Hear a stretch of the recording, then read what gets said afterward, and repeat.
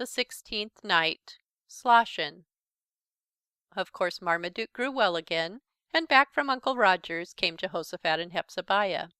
They came back in the old creaking buckboard, with Methuselah, the old white horse, and the Toyman. No sooner had they jumped to the ground than Marmaduke asked very proudly, "Where do you think I've been?" "You've been sick." Marmaduke shook his head. "That's not what I mean," he said. "I've been to see the Old Man in the Moon." "Now you're telling stories," jeered Jehosophat. "You've just been in bed all the time." "I'm not telling any stories," said his brother stoutly. "I tell you I have been to visit the Old Man in the Moon." But Jehosophat wouldn't believe him. "That's a whopper," said he. Marmaduke turned to his friend the Toyman. "I have been there, haven't I?" "Where?" said the Toyman. "To see the Old Man in the Moon." "Of course you have," his good old chum replied. "And a heap of wonderful things you saw." The Toyman never laughed at the wonderful things they had done, nor at the marvellous things they had seen. No, never. For he understood little children. Now Jehosophat had to believe him. He asked lots of questions while Hepzebiah listened, her eyes growing as round as big peppermint drops. So Marmaduke showed them the little red and blue sleigh, and told them all about the little driver, Jack Frost.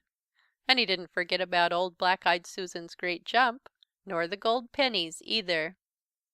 Jehosophat felt just a little jealous. Perhaps that is why he was naughty that day. And this is how it all happened. It was in the afternoon. Jehosophat was coming home from the schoolhouse, which was up the road about a mile, a long way from the white house with the green blinds, where the three happy children lived.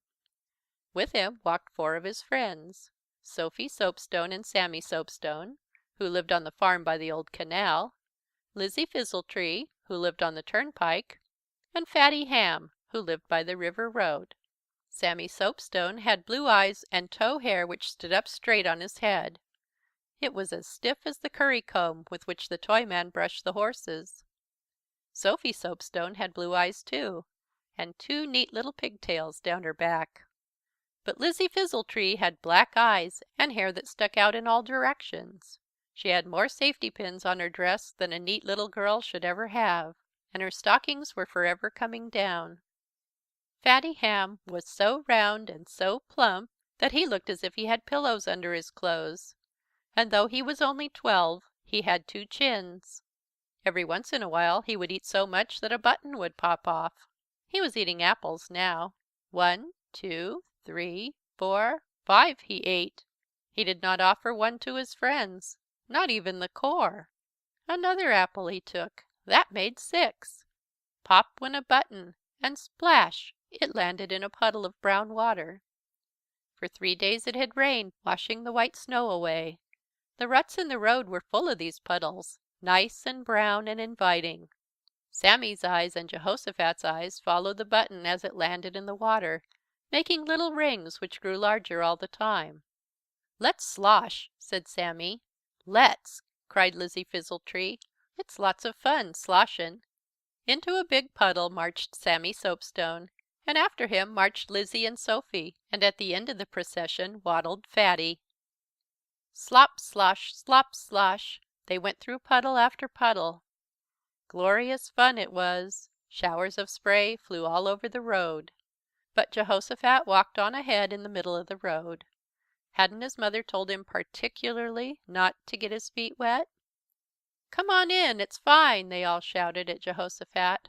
"Aw, come on," Sammy Soapstone repeated, and Fatty called, "'Fraid cat." At that Jehosophat turned around. He just couldn't stand being called "'Fraid cat." So slosh, slosh, into the biggest brown puddle he could find he went. Slosh, slop, slosh. Over his rubber tops went the water. Fine and cool it felt. Splash went the water over the road, and he kicked it over Fatty till the round fat legs were drenched too. Then all the boys bent over the puddle and scooped up great handfuls of water and threw them over each other. It was a great battle, and when it was finished and they were soaked to the skin, they splashed up the road, shouting and singing. I guess they went into every last puddle between the schoolhouse and the white house with the green blinds by the side of the road.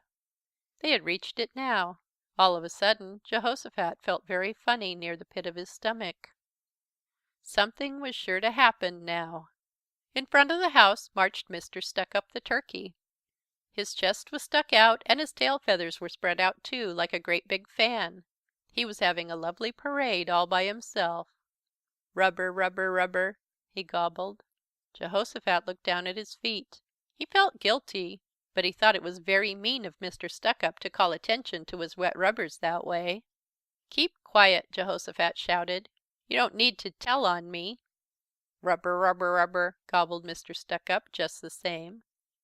Jehosophat kicked at him with his wet feet and tried to grab the fat red nose that hung down over the turkey's beak. At that old Mr. Stuck-up's feathers ruffled in anger, and he hurried off, still gobbling "Rubber, rubber, rubber" as loud as he could. Around the house sneaked Jehosophat, trying hard not to be seen. Halfway to the back door, who should he meet but a procession of the foolish white geese. By this time Jehosophat was not only wet clear through, he was angry clear through too, so he kicked at them. They stretched out their long white necks and called "Hiss, hiss, hiss." They might be very foolish, these white geese, but they were sensible enough to know that Jehosophat ought to have been ashamed of himself that afternoon. To make matters worse, the sun was shining now. He sparkled so brightly on the gold rooster on the top of the barn that Father Wyandotte flapped his wings and cried to all the world: "Luck, luck, luck, luck! You're going to get it, hurroo!" And all the white Wyandottes took up the cry: "Cut, cut, cut, cut, cut! You'll get it!" Jehosophat wished he were as small as Hop o' my Thumb, so that he could creep through the keyhole and never be seen at all. But he had one friend left, little Wienerwurst, who frisked up to him just then, wagging his tail. He didn't scold Jehosophat at all, partly because he was so often up to mischief himself, and then little Wienerwurst always stuck by his friends anyway. For a while nothing more happened, and Jehosophat tiptoed in at the back door. Mother was nowhere to be seen, so over the floor he sneaked. At every step the water oozed out, and slop, splosh, still went his shoes. But he reached his room safely, then quickly he rummaged in the drawers of the bureau. Quiet as a mouse he took off his wet clothes and put them in the darkest corner of the big closet. Quiet as a mouse he drew on the clean dry ones. But someone was calling: "Jehosophat! Jehosophat!" No answer made he. "Jehosophat! Jehosophat!" No longer could he hide, so making his face look as bold and as innocent as possible, he walked into the dining room. But somehow, though he tried to look innocent, I guess he really looked guilty. "Jehosophat Green, what have you been doing?" asked Mother. Her eyes were almost always kind, but they were a little stern just then. Jehosophat tried another look on his face, for you can try different looks on your face just as you try different hats on your head. This time he tried the one that folks call unconcern, a look as if he had no troubles at all, as if he had nothing to hide. "Aw, just playin'," he answered his mother. Then his mother asked a very strange question: "Where's the party?" Jehosophat was surprised. Party sounded fine. "What party, Mother?" he asked. "I don't know," his mother replied. "I just thought you were dressed up for one." And he looked down at his clean suit and his Sunday best shoes. And from out the corner of his eye he saw wet places on the floor and muddy tracks about as big as his feet. No answer now had Jehosophat. He guessed he would go into the parlour. So he sat down at the marble top table and looked at the picture book which Uncle Roger had given him. It was full of great white ships sailing the blue sea. For a moment he almost forgot all his troubles, so interested was he in looking at those great ships and their sails and all the wonderful fish. Then suddenly he remembered. He looked out through the door into the dining room. Mother wasn't saying anything. She was just busy, that was all. But had she forgotten? Somehow Jehosophat did not like the sad look on her face. He went and shut the door. He thought he would feel more comfortable if he couldn't see Mother's eyes. Then he sat down to look at the picture book again, but he felt more miserable than ever. Bang! He shut the book to. It was very strange. The things that usually made him so happy weren't any fun at all just then. Then he looked up at the mantel. Above it hung a great picture. There was a man in a cocked hat.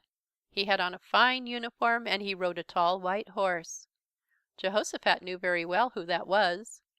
It would be his birthday tomorrow, George Washington's birthday.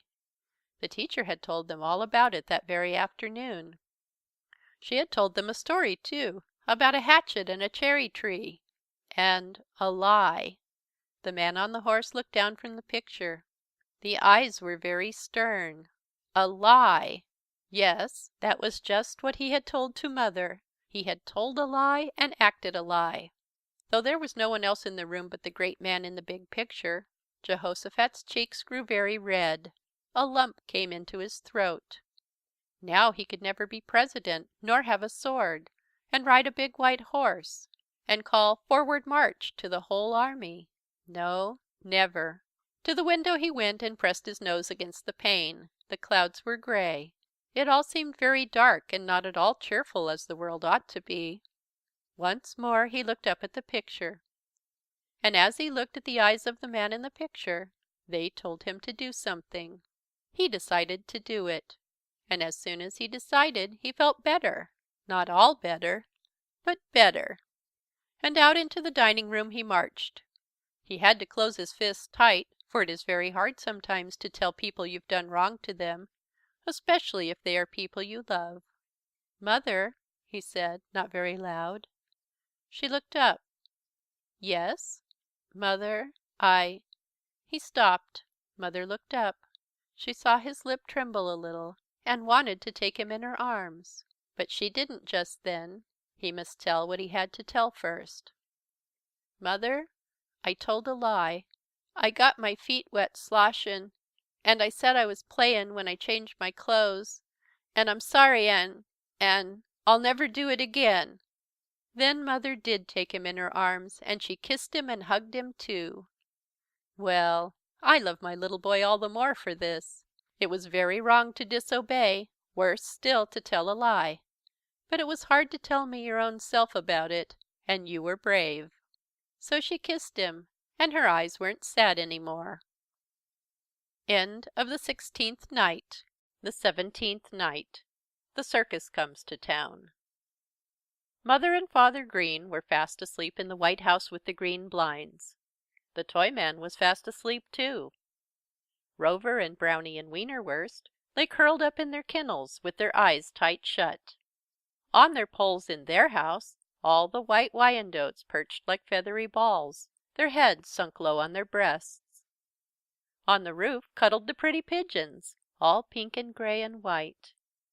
In the barn Teddy and Hal and Methuselah and Black Eyed Susan and all the four-footed friends of the three happy children rested from the cares of the day. Hepzebiah never stirred in her crib, and Jehoshaphat lay dreaming of something very pleasant. But the crickets and the katydids, the scampering mice and the big-eyed owls, and the little stars snapping their tiny fingers of light up in the sky, and Marmaduke, they were awake. He had played very hard that day, and he had leg ache. Mother had rubbed it till it felt better and he fell asleep. But now it began to hurt again and he woke up.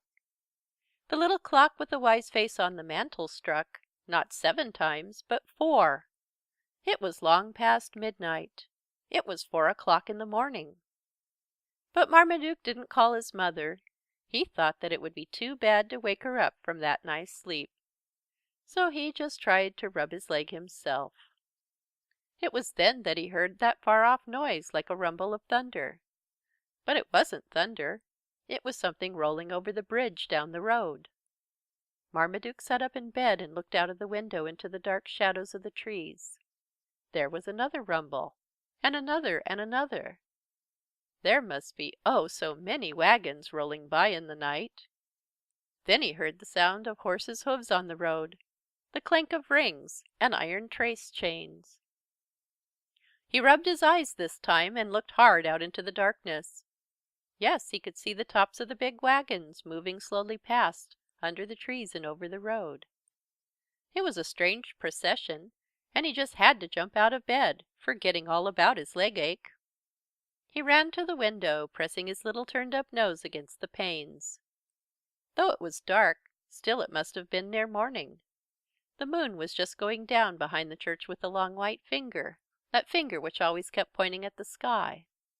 The old man in the moon looked very tired and peaked after sitting up so late. There were so many of the wagons and so many horses.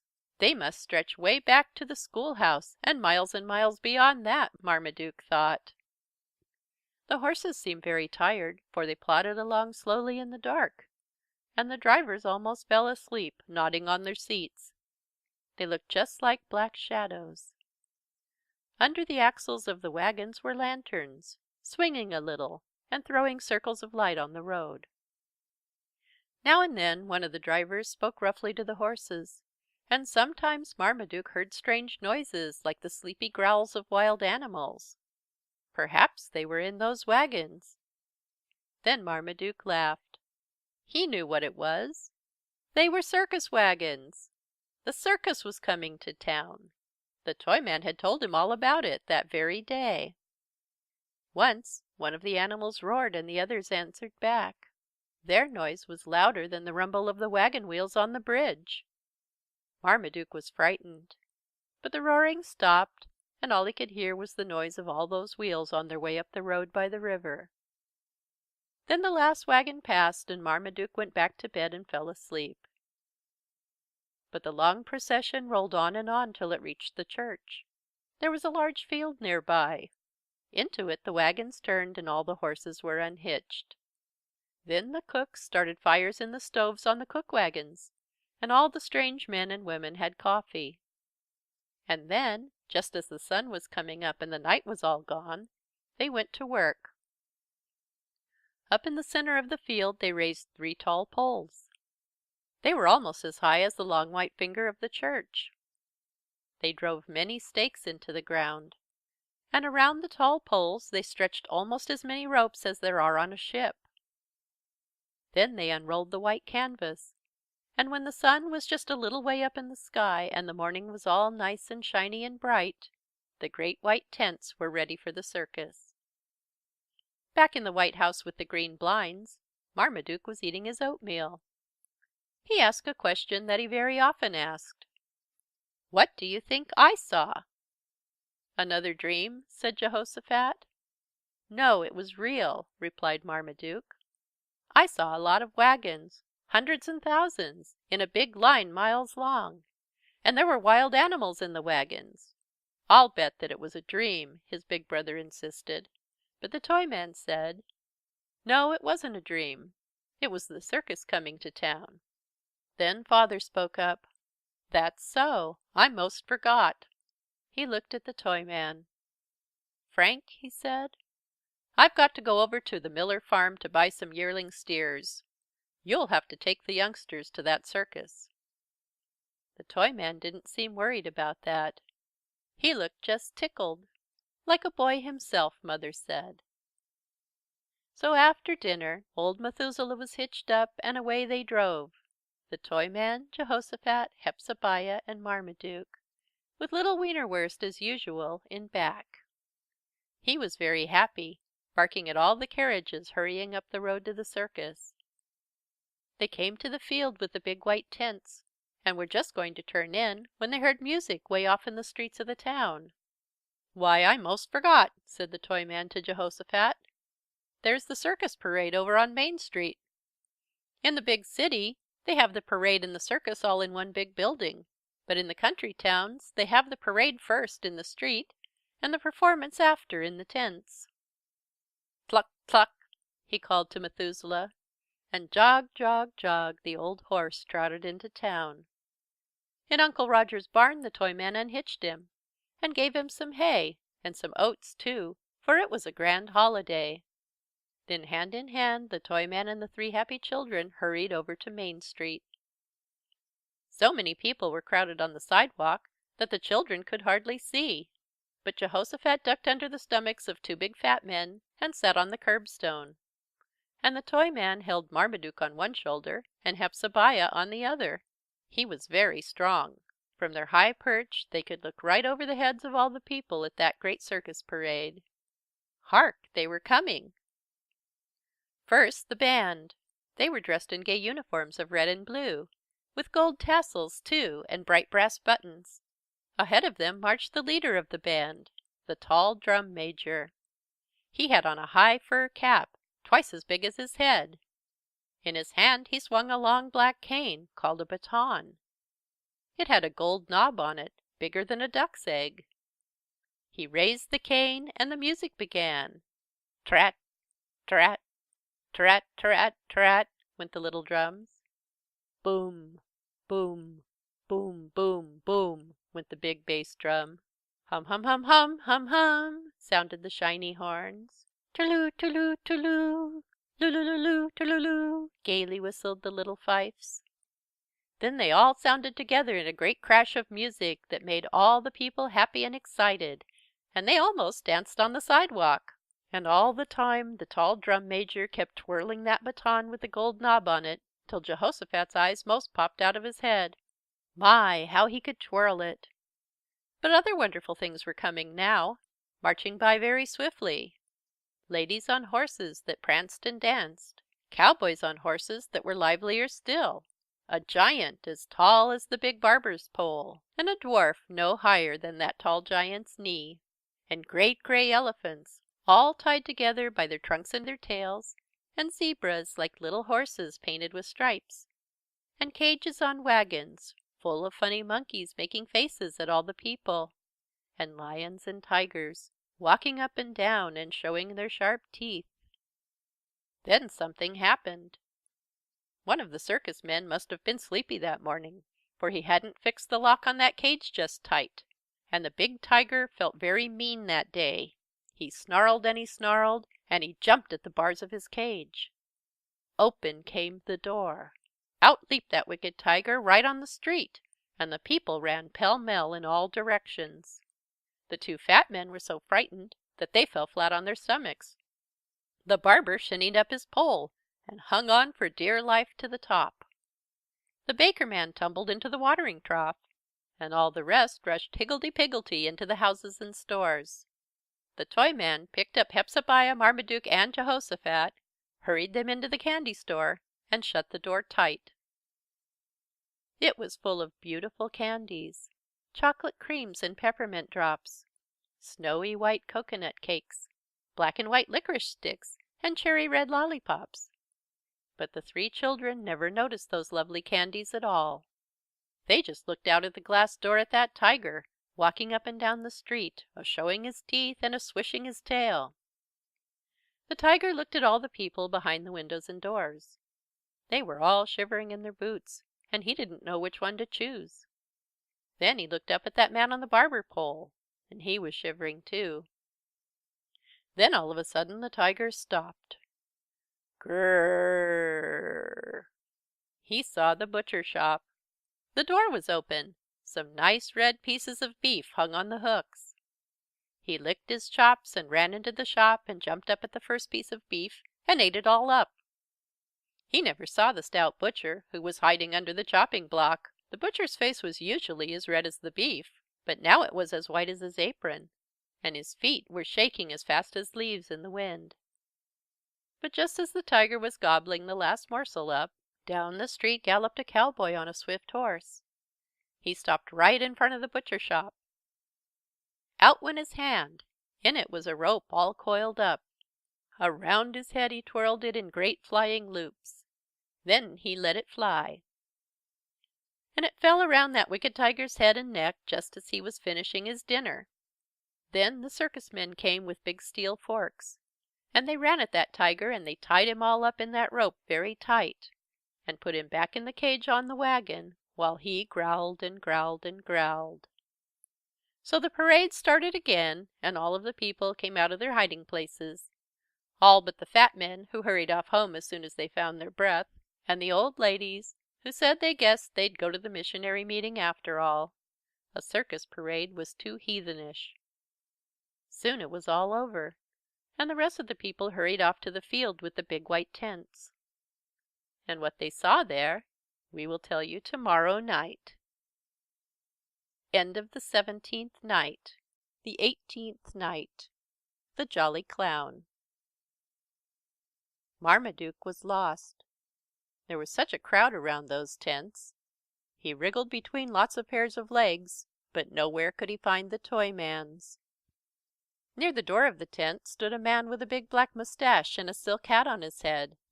He was selling tickets. The Toyman went up to him. "Howdy," said the Toyman.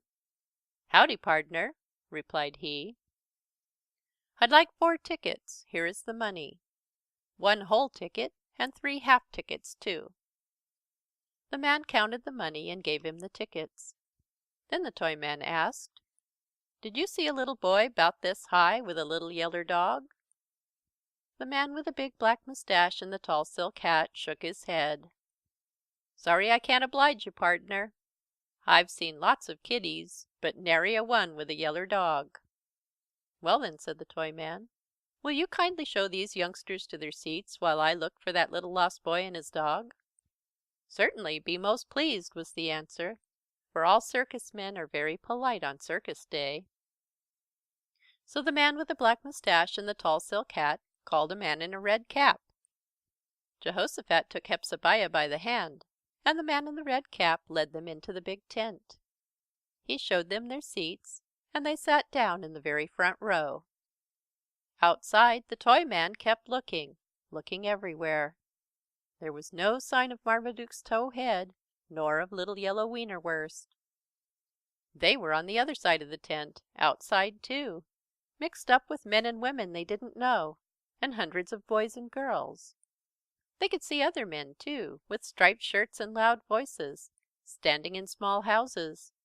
And the small houses looked just like little stores, and on the counters were good things to eat: popcorn, peanuts, cracker jack, and something cool in glasses, like lemonade but colored like strawberries. Loud did the men shout, trying to sell those good things to everybody who came near. But Marmaduke couldn't buy even 1 peanut. He didn't have any money. How was he ever going to get into that circus? Oh, where was the Toyman? But he didn't cry. You know he didn't. He just shut his teeth hard and winked and winked. At last Wienerwurst gave a little bark.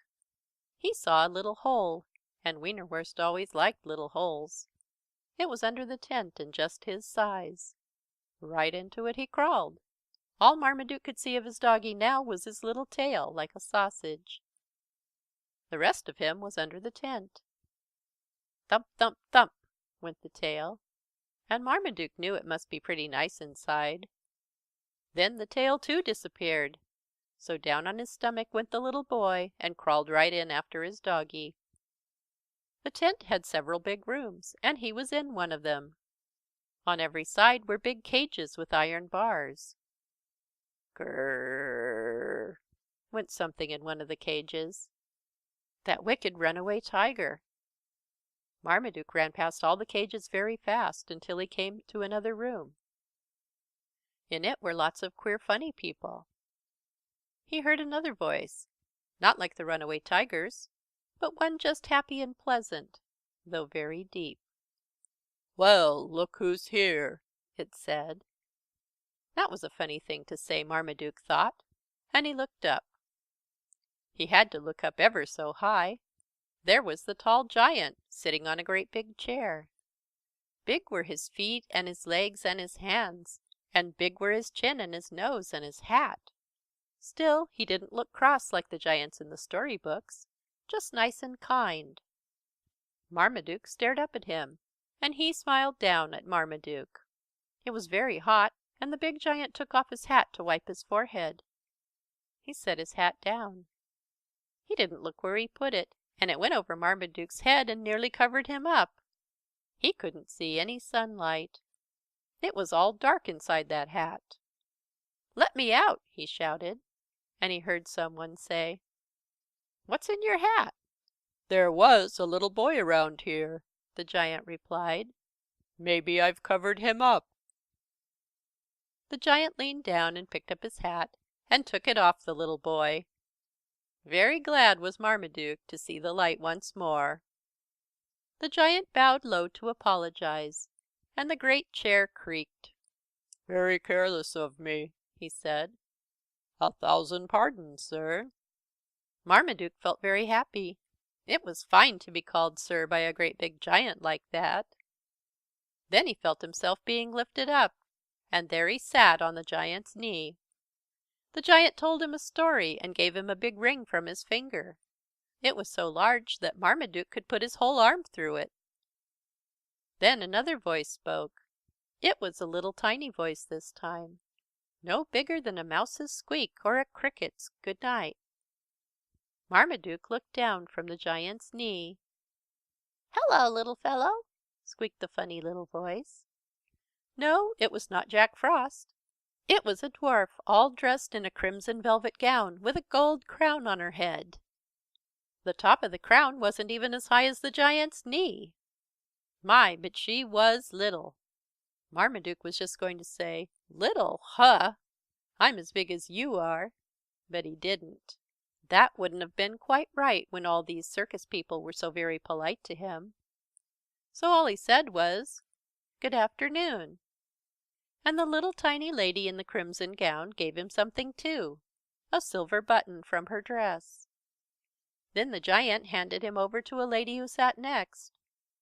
A very funny lady was she, for she had a woman's voice, and a woman's dress, and a woman's hair too, but on her chin was a long, long beard, just like a man's. The bearded lady kissed Marmaduke. He didn't like that, she tickled so.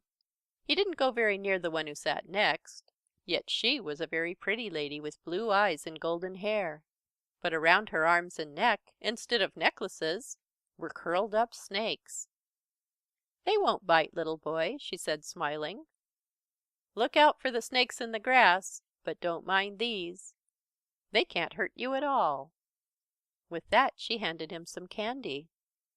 Marmaduke's hands were so full now, with the candy and the big ring and the silver button, that he didn't know what to do. Just ahead of him was little Wienerwurst's tail. The very thing! So he put that big ring over that little tail. That felt so funny that Wienerwurst tried to reach his tail and that round shiny thing on it. Around and around he went in a circle, trying to bite it off. He looked as if his head and tail were tied together. Like a little yellow merry-go-round whirling so swiftly after itself was he. All the strange circus people laughed and cheered, and the giant clapped his huge hands till they sounded like thunder. All of a sudden the ring whirled off Wienerwurst's tail, and Marmaduke went scrambling after it. It rolled right near the lady and all those snakes. Marmaduke didn't like that. He was glad when he heard another voice call out very cheerily, "Here it is, Sonny." This was a very jolly voice, jollier than any he had ever heard in the world, except the Toyman's. The man who owned that voice stood before him. Such a funny man in a baggy white suit, with red spots like big red tiddlywinks all over it. He had a pointed cap all red and white too, and his face was all painted white with long black eyebrows and a wide, wide red mouth. This was the way Marmaduke met Tody the Clown. They had a long talk together, and he seemed to understand little boys, just like the Toyman. "It must be fine to always live in a circus," said Marmaduke. "I wish I did." "Well, Sonny, when you grow up maybe you can," replied Tody the Clown. Marmaduke looked at the wide mouth with its funny smile. "You're always happy, aren't you?" Tody nodded and answered, "Sure.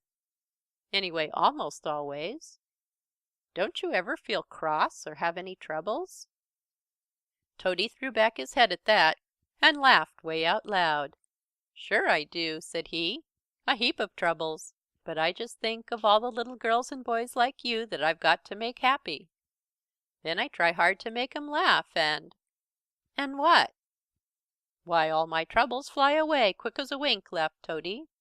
"Yes, just as quick as I do this." And quicker than a wink he turned a somersault. He turned a whole lot of somersaults, and then he took Marmaduke on his shoulder and galloped around the tent, and they had a glorious time. But the music was sounding out in the big tent just next them. Drums and horns and bugles and fifes. The circus would start in a minute now, and all the fun would be over. "Where's your ticket, Sonny?" asked Tody. "I haven't any," Marmaduke replied. "I've lost the Toyman, and he's got my ticket, and I can't go in."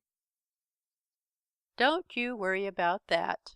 You'll have the best seat in the whole circus," and Tody turned another somersault just to make him laugh. Then he looked down at little Wienerwurst. "But they won't let any doggies in there. We'll just tie 'em to this pole." Marmaduke shook his head and tried hard to keep the tears back. Just one little one rolled down his right cheek, but that was on the other side of Tody. Maybe Tody saw it anyway, for when Marmaduke said to him, "Then I can't go in either. My little pet doggie would feel so badly," the jolly clown answered, "Well, we'll just have to fix it up some way. Can you keep him quiet?" "Quiet as a mouse," answered Marmaduke. "Quiet as Mother Robin when she sits on her nest." And Wienerwurst barked out loud, just to show how quiet he could be. Tody spoke to another man. This one had on a bright red vest, red as Father Robin's. He looked at the boy and the dog. His voice wasn't as pleasant as Tody's nor the giant's, but what he said was all right. It was just "Sure," and Marmaduke and Wienerwurst slipped inside the big tent right near the front, where they could see all the wonderful things that went on. Wienerwurst sat pretty quiet on his lap, and together they watched the elephants stand on their heads, and the men way up in the air turn somersaults on little swings, and the ladies in bright spangles gallop round and round the ring, and the monkeys and the clowns do tricks, and everything. Tody was the funniest and happiest of all, and he made all the children laugh and shout and clap their hands. Even Johnny Cricket, the lame boy, who had come a long way to see the circus, smiled. Marmaduke and Wienerwurst were so excited that they forgot all about Jehosophat and Hepzebiah and the Toyman. After a while Tody turned a somersault, a cartwheel and a flip-flop, and landed right near their seat. "How would you like to ride on an elephant?" he whispered in Marmaduke's ear. Of course Marmaduke answered, "Better'n anything I ever did." So Tody took him by the hand and led him into the little tent and put a little pointed cap on his head, just like Tody's own. Then he lifted Marmaduke into a big seat on top of Jumbo, the big elephant. And out they marched under the tent and round the ring. Marmaduke could look down on all the rows of people. He was up quite high and their faces looked small, but he could tell Jehosophat and Hepzebiah and Sammy Soapstone and Sophy, Lizzie Fizzletree and Fatty Ham too. And there was the Toyman walking around, looking everywhere for him. "'Lo, Toyman!" he shouted. And the Toyman looked up and saw Marmaduke in his little pointed cap, way up on the back of the big elephant. The Toyman waved his hand and smiled. I guess he was very glad to find that Marmaduke wasn't lost after all. But Jehosophat was wishing that he had been lost, so that he could have had that fine chance to be part of the circus. Suddenly there was a chorus of barks. Marmaduke had forgotten all about Wienerwurst. He turned around to look for him and leaned back so far that he almost fell flop off the elephant's back. Tody caught him just in time, or there would have been trouble. The trick dogs were coming into the circus now. Some of them were walking on their hind legs. Marmaduke listened. There were so many different barks, just as many as there were dogs. Deep or squeaky, smooth or creaky, rough or happy, gruff or snappy, and one that Marmaduke knew the very minute he heard it. "Run! Run! Run! Run! Run! Run! Run!" Yes, he knew that little voice. He could tell little Wienerwurst bark anywhere. Somehow it was different from any doggies in the world. There he was, frisking and scampering, and biting at the other dogs' tails, just in fun.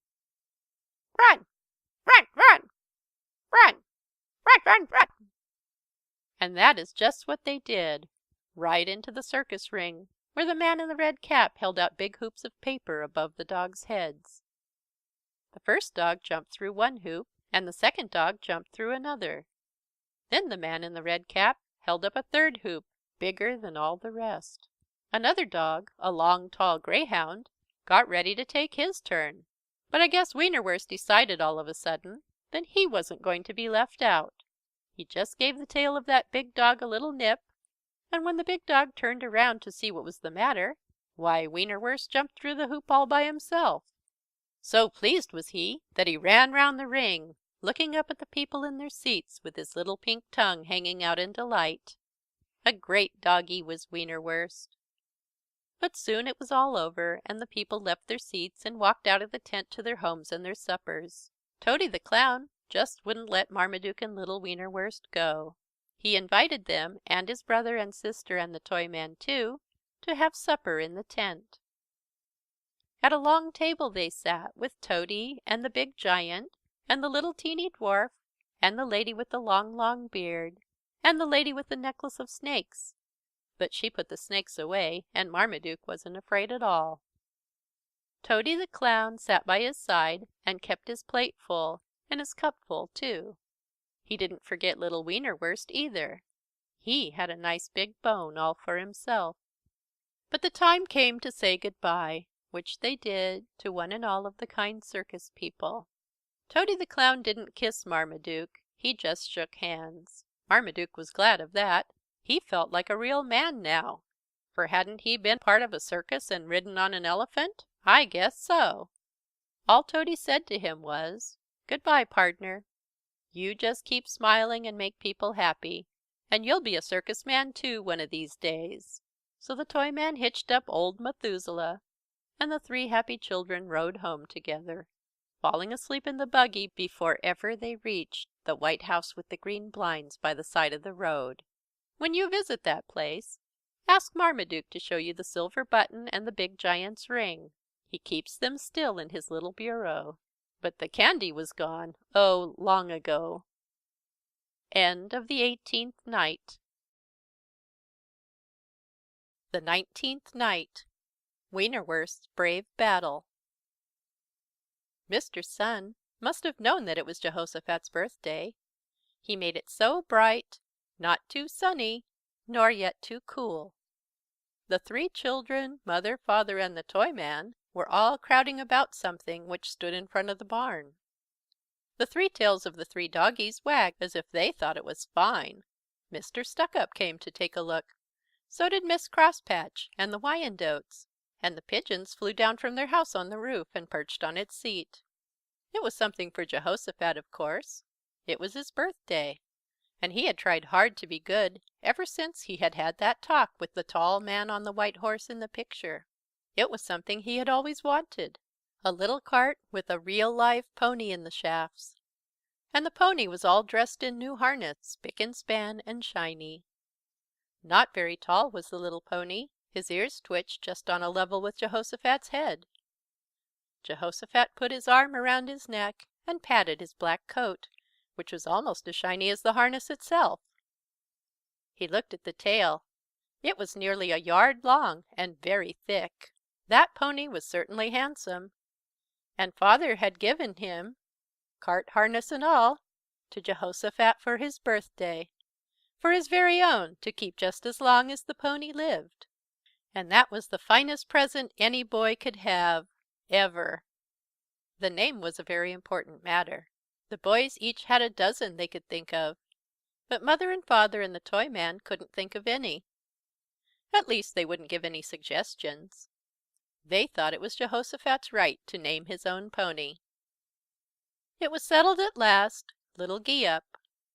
Wherever Jehoshaphat got that name nobody knew. I really believe he read a story once about a horse called that. Or perhaps he remembered one of the circus ponies with the same name. Anyway, that was the one he chose. So it can't be changed now any more than Jehoshaphat's own, or Marmaduke's, or Hepzebiah's. A moment more they looked at Little Geeup all over, from the black mane on his neck down his sleek back to his fine full tail. A moment more they looked at the little cart, its bright red body with the blue lines around it, the wheels and spokes, which were bright yellow, and the shafts and the whiffletrees, which were yellow too. Then they got in. Little Hepzebiah sat on the seat with Jehoshaphat. He proudly held the reins. Marmaduke sat behind, his legs hanging over the tailboard, with Wienerwurst wriggling on his lap. "Cluck, cluck!" called Jehoshaphat. Little Geeup obeyed. The yellow wheels turned, and down the driveway they went, Father and the Toyman hurrying alongside, Rover and Brownie barking behind. There were lots of fine carriages out that day, but never so fine a turnout as that little red cart with the yellow wheels and the black pony in the shafts. Jehoshaphat didn't have to learn how to drive Little Geeup. Father had often let him drive old Methuselah when they went to town, and the little black pony was quite safe. At last Father and the Toyman stopped and waved goodbye. So off the children drove, up the road by the river. "Where shall we go?" asked Jehoshaphat. Now Marmaduke was thinking over something Tody the Clown had told him, about making other folks happy. "Let's take Johnny Cricket for a ride," he suggested.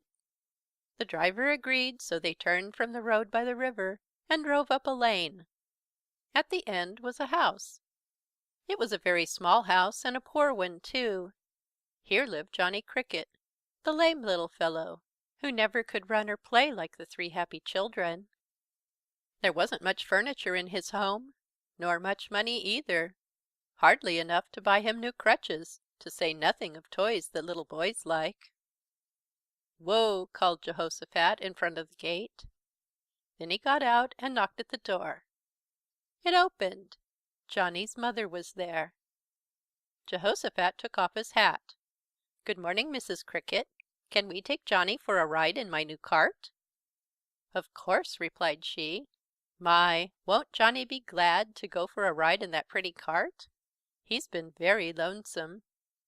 So out hobbled Johnny, all smiles. Crunch, crunch, crunch, went his crutch down the gravel walk. "Hepzebiah, you'll have to sit in the back with Marmaduke," commanded the owner of the little cart. So the little girl climbed over the back of the seat and sat with Marmaduke and Wienerwurst. And they helped Johnny in carefully, and off they drove up the lane, enjoying the woods and the nice warm sun. Johnny enjoyed it ever so much, but not more than they. I guess the three children were quite as happy, for to make others happy brings the best sort of happiness. At last they turned round and drove back. They were just trotting past the Miller farm when they heard a great growl. Over the fields with great leaps a big dog was running. Now Jake Miller's dog Prowler was the worst dog in the neighborhood. Often the three children had heard Father say, "He ought to be shot." And there he was, running straight towards them, and little Wienerwurst had jumped over the tailboard and out of the wagon, and was trotting alongside. "Urgh!" growled Prowler. He had almost reached the gate. He was long and big, and really looked more like a savage animal than a dog. Pieces of chain hung from his neck and dragged alongside in the earth as he ran. He must have broken away from his kennel. Through the gate he bounded, then stopped still and growled in suspicion. "Out! Out! Out!" he seemed to be saying. He thought they had no right in front of his home, not even when they were driving on the road, which was free to all. The three happy children and Little Geeup didn't like the looks of things very much. "Here, Wienerwurst, come here!" called Marmaduke. He wanted his little dog to jump back in the wagon and be safe. But Wienerwurst was no coward. Besides, he was a friendly little fellow, and liked to be polite to everybody, dogs and people too, even if sometimes he did chase the pretty pink pigeons and the white Wyandottes. But that was just in fun, of course. So he just stood still and looked at the big bad dog, and wagged his tail in a friendly way, and smiled. But that big bad dog Prowler didn't appreciate that at all. He opened his big jaws and showed his teeth, and gave a deep growl. "Out! Out! Out!" he repeated. And then Wienerwurst gave his tail a wag and advanced a step or two. Quick as lightning, Prowler jumped at him. Wienerwurst didn't run, yet he was so little and the other dog was so big. And his ear hurt, too, where the other dog bit him. The big dog was jumping at him again and again, and biting him, too. But I guess Wienerwurst must have heard Father and the Toyman tell the boys once never to start a fight, but always to stand up for one's rights, and never to be a coward or run away. That Prowler had no right at all to tell him to get off the road, nor to bite him. And so, though he was only a yellow dog and small and weak, Wienerwurst barked bravely and tried his best to fight off the big dog. It wasn't a very happy chorus of growls and barks and squeals. It sounded something like this: "Grrr, grrr, how, how, grrr, grrr, ah, woof, ar, grrr, ow, ow, wow, off, woof, grrr." Jehoshaphat pulled on the reins. "We must stop that," said he. "Hepzebiah, you sit here." Out he jumped, but his brother was ahead of him, for Marmaduke loved Wienerwurst even more than they did. At the big dog's collar they pulled, and they grabbed tight hold of his chain, trying to drag him away so that he wouldn't hurt little Wienerwurst. But he was very strong, that wicked bad dog. They couldn't budge him at all. But just then they heard the sound of wheels. They were glad. Help was coming at last. A wagon drove up. It was the country postman, who delivered the mail to the farms in a wagon. "Whoa!" the postman shouted, and out he jumped with his whip. He ran straight for the big dog. And out of the gate ran Jake Miller, too. I guess he felt ashamed of himself for keeping such a dog as Prowler. The two men grabbed the chain and whipped the big bad dog till he let go of Wienerwurst and ran back to his kennel. Tenderly the two boys lifted their little friend into the cart and drove home as fast as they could. They forgot all about the pony and the fine new cart, just thinking of their poor hurt doggie. Mother and the Toyman brought water in a basin, and the Toyman poured something from a bottle which colored the water all dark. With a little clean rag he washed out the cuts on Wienerwurst's face and the back of his neck. Then out to the workshop he went and brought back a little can. He unscrewed the top and took out some of the salve inside. It was colored just like peanut butter and was soft and healing. On each cut he put a little of the salve, then wound the little doggie all up in nice soft bandages, too. And Wienerwurst licked the Toyman's hand to show how thankful he was. They made him a little bed, but he didn't stay in that long. The Toyman was such a good doctor that Wienerwurst felt better already. Still, he didn't play very much that day. Mother sent the Toyman over to the cricket farm to ask Johnny's mother to let her boy stay for the night. He did, for 3 whole days. And great fun they had, with little Geeup, and the red dog cart, and the little lame boy, giving Wienerwurst rides to make him all well.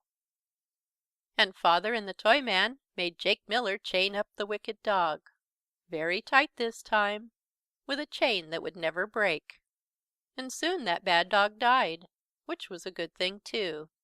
Nobody wasted many tears on him. But little Wienerwurst got well and strong, and chased the pretty pink pigeons, in fun of course, just as fast as he ever did. End of chapter 19. The 20th Night. The Lions of the North Wind. By the fire sat the Toyman.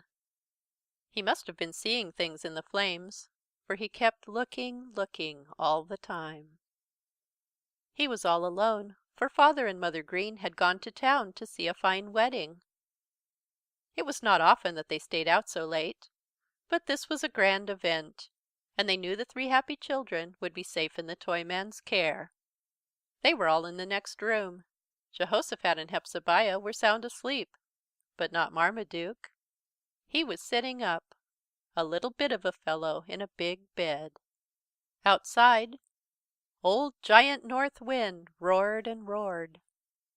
Now he seemed to be running around and around the house, faster than any train.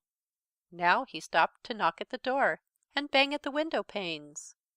Now he trampled on the roof, knocking off pieces of slate and a brick from the chimney, which fell crash through the glass cover of the little greenhouse. Marmaduke did not like the sounds cruel Giant North Wind made, and it was very dark in the room. To tell the truth, he was just a little bit frightened, but he didn't say anything at all, for the Toyman had told him always to be game.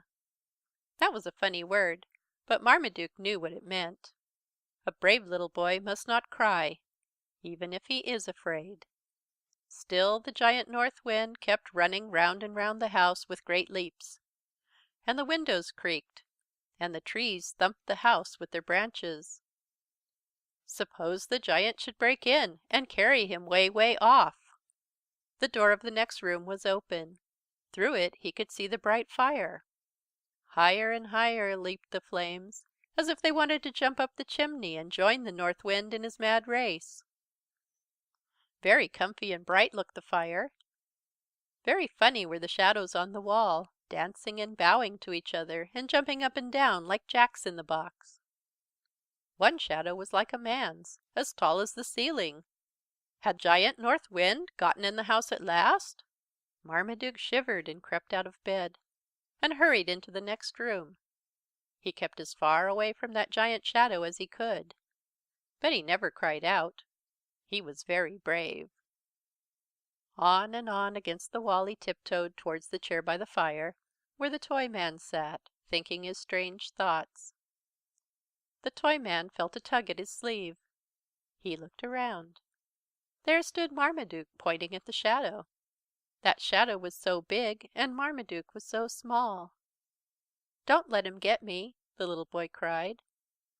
The Toyman reached down, and in a second Marmaduke was safe in his arms. "There's nobody here but me," said the Toyman. Loud the Giant North Wind howled and roared, while the flames leaped up the chimney. "Look there!" cried Marmaduke. "There he is!"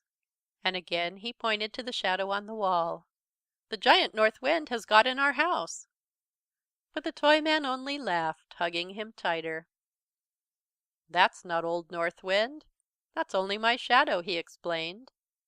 Then Marmaduke laughed too. "Tell me a story, Toyman," he asked, "'bout that old Giant North Wind." "It might scare you," the Toyman answered. Marmaduke only shook his head. "Nothing makes me scared when I'm here," he said. He wasn't afraid of giants or ogres or wild animals or anything, when he was safe in the Toyman's arms. For a while he looked up into his face. The Toyman's hair stood up, all funny and rough. He was always running his fingers through it. His face had wrinkles like hard seams, and it was as brown as saddle leather from working outdoors. But Marmaduke thought that nowhere in the world was there so kind a face, except his mother's. The Toyman put down his corncob pipe and began. "Once upon a time, a long time ago, before your mother was born, or your grandmother or your great grandmother either, there was a king. He was king of all the winds, and he lived in a great big cave up in a high mountain." "Was the mountain as high as the church steeple?" asked Marmaduke. "Oh, higher than that. As high as a lot of church steeples stuck one on top of another," the Toyman explained. Sometimes the King of the Winds took a little snooze in his cave, and then everything was quiet. But when he woke up he would go out of his cave, raisin' ructions all over the world. There was a lot of work for him to do, east and west, north and south. He tossed the branches of the trees and made 'em crack, and he made the waves in the ocean turn somersaults, and blew the wooden ships across the sea, and chased the cloud ships across the sky. And he had a lot of little chores too, like drying the clothes on Mondays, and waving the flags on 4th of July, and sailing little boys' kites high in the air. When the King of the Winds was a young fellow it was all great fun. But after a while the trees grew bigger and bigger, and the ships taller and taller, and there were so many clouds that he got very tired. He was getting pretty old, and he ached in all of his bones.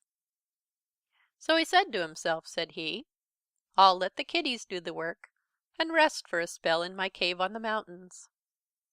There were 4 of 'em, 2 boys and 2 girls, and each had a name, of course. South Wind and West Wind were the girls. East Wind and North Wind were the boys, 2 strapping big fellows. So he called his children together and sat in the door of his cave. First he took a big pinch of snuff. That was a very bad habit folks had in those days.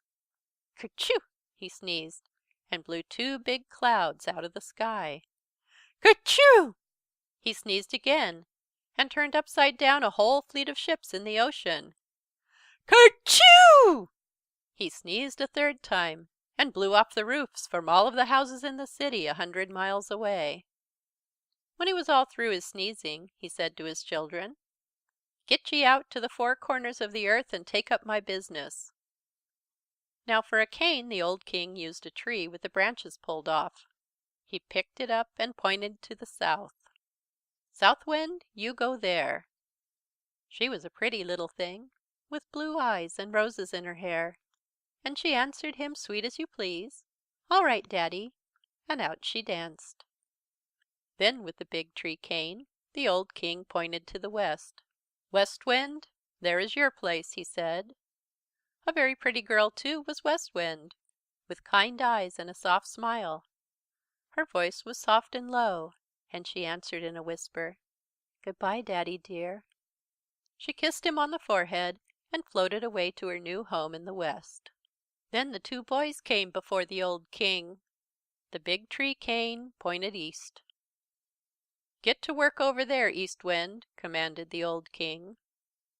Now East Wind was a strong fellow, but he was surly and cross, and he didn't obey very quickly, so his father the King picked up his tree cane in a rage and whacked him across the shins, and out East Wind ran, crying and yelling, till the trees of the forest sobbed too, and he cried so hard that rivers of tears ran from his eyes and over the earth. Once more the old King picked up his big tree cane, and said to the eldest of his sons, "North Wind, your home is right here in the north." Bigger even than his brother was North Wind. Strong were his muscles, and his whiskers and hair were covered with icicles. When he breathed, millions of snowflakes danced from his mouth. Brrr! How one shivered when he was around. Then the old King's hand trembled, and the big cane dropped to the floor. He laid him down in the cavern and breathed his last. He had been a great king, but he was deader than a doornail now. So his 4 children took up his work. Up and down the South Country wandered South Wind, with her rosebud mouth and golden hair. And wherever she went she scattered posies and violets upon the earth. Back and forth over her country floated West Wind, with her soft smile and gentle voice. She whispered lullabies to little children, and laid cool hands on sick people's foreheads. She blew little boys' kites up ever so high above the church steeple, and tried never to break them. And she blew the white ships gently across the ocean. Folks liked to travel the waters whenever she was about. But they didn't like East Wind very much. Sometimes he was all right, but usually he was bent on mischief, making trouble for every man Jack. The seas he would tumble about, turn over the ships, and drown the poor sailors. He would call his gray clouds together, and they would weep till the rivers were full. Then he would blow the rivers over the banks, and spoil the gardens, and break the bridges, and drown the poor sheep, and all the rest of the animals too. But the most cruel of all was Giant North Wind. Where his heart ought to be was a chunk of ice. Sometimes he was pleasant enough, but most often he was hard and unkind. He would breathe on people and freeze their noses and toeses, and leave many a poor fellow stiff in the snow. North Wind grew and grew till he was the biggest giant on earth. Most as tall as a mountain himself was he, and when he raised his arm he could nearly touch the sky. He kept walking up and down the earth, roaring and hollering, fit to blow his lungs out. And how he could travel! He could go clear around the world in about a week. One fine day he went out for a walk, and he saw Mr. Sun riding up high in the sky. Mr. Sun was a strange sort of chap, all dressed up in gold armor. The gold armor shone so bright you could never see his eyes or his nose or his mouth when he walked in the sky. Giant Northwind grew very jealous of Mr. Sun. He wanted that fine suit of gold armor, for all he had himself was his long whiskers and his fur coat of snow. At Mr. Sun he shook his fist. Mr. Sun only laughed at him. "Ho, ho!" he said. "Ho, ho!" And again, "Ho, ho!" "Ho, ho, you say," mimicked Northwind, very angry. "Soon you will laugh on the other side of your mouth. I will blow you out, and people can't see your fine suit of gold armor any more." "Ho, ho!" Mr. Sun laughed back. "Just try it and see. Might as well save your breath." That made Northwind very mad. So he took a deep breath until his chest puffed way out like a big balloon. Then he let go. All the hills in the North Country shook at that roar. And the clouds came hurrying out of the mountains and covered the sky so you couldn't see the Sun in his fine suit at all. "Ho, ho!" laughed the Northwind. "Now you will laugh out of the other side of your mouth, Mr. Sun." Then he sat him down in his cave to enjoy himself. But what was that? There was a little hole in the clouds. Through the chink he saw gold shining. Then more and more gold. In a few moments Mr. Sun was riding up in the sky as big as life. "Ho, ho!" said Mr. Sun. "Who laughs last, laughs best." Then old Giant Northwind grew madder and madder. Madder than a hornet. Yes, just as mad as Mother Wyandotte when Wienerwurst chased her into the brook. He took a deep breath, did Giant Northwind, so deep that he almost burst his lungs. He blew and he puffed, and he puffed and he blew, till the whole sky was filled with gray clouds, and you couldn't see Mr. Sun in his fine suit of gold armor at all. Then down he would sit in his cave to enjoy himself for a spell. But by and by, sure as shootin', Mr. Sun would come back again. So for 100 years Northwind tried to blow out the Sun. But at last he gave it up as a bad job. When he was still a middling young fellow, only about 1,000 years old or so, he went walking up and down the earth one night just after dark. He came to a great forest. In it he saw something bright like a little piece of the Sun.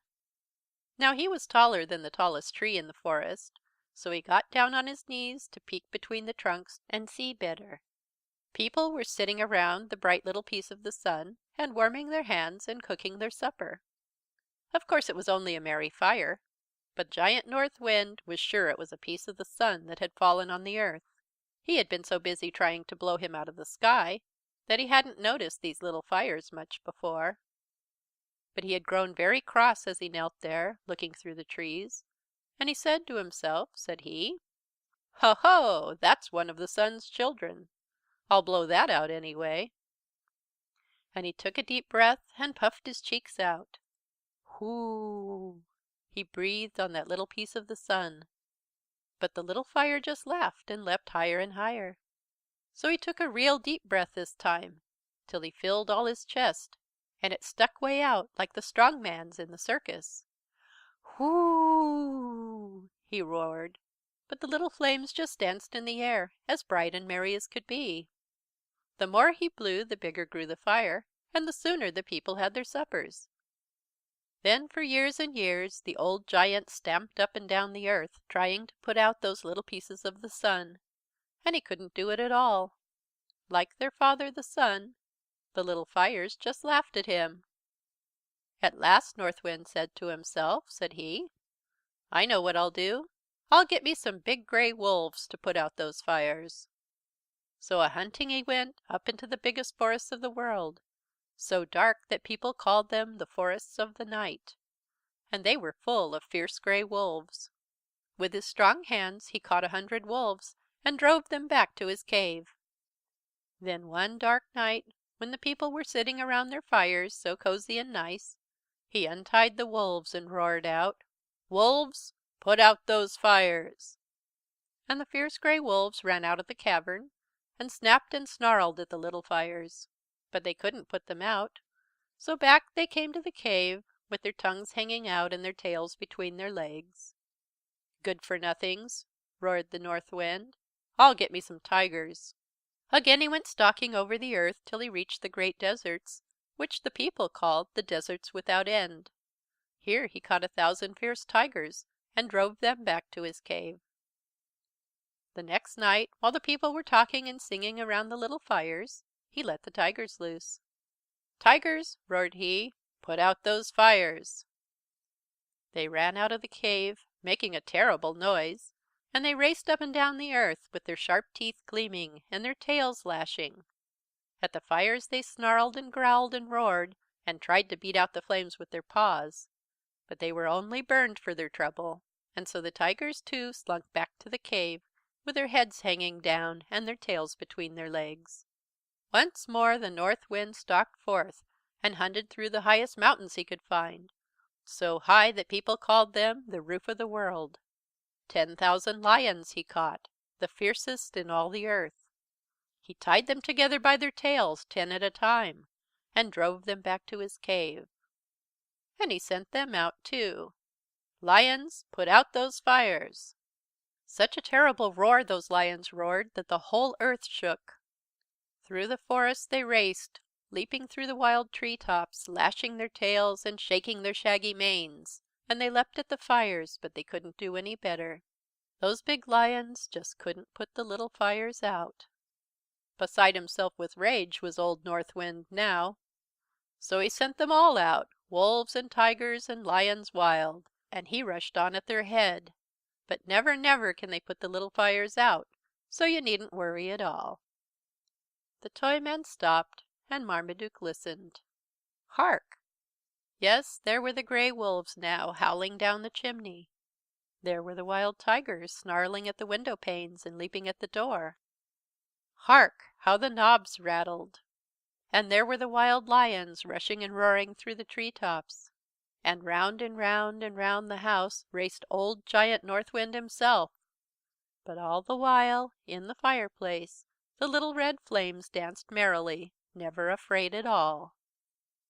Marmaduke jumped.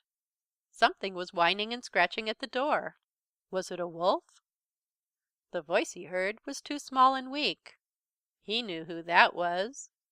"Toyman," he shouted, "that's my little pet doggie out in the cold. Those bad wolves and tigers and lions'll eat him up." So they ran to the door, the Toyman and little Marmaduke. And he wasn't afraid at all. And they let little Wienerwurst in, and saved him from the grey wolves and the wild tigers and the fierce lions of the Northwind. Little Wienerwurst barked happily, and curled himself up by their feet in front of the warm fire. After that Marmaduke spoke only once before he fell asleep. "You never had any little boys, did you, Toyman?" On the Toyman's face was a funny look as he answered, "No, little feller, I never had any little boys." Marmaduke reached up his hand and patted the Toyman's rough, kind face. "Don't worry, Toyman," he said. "I'll be your little boy." Little Wienerwurst was sound asleep, so Marmaduke just had to fall asleep too, happy and safe in the Toyman's arms, by the little red fire that the wind could never put out. The End. End of 7 o'clock Stories,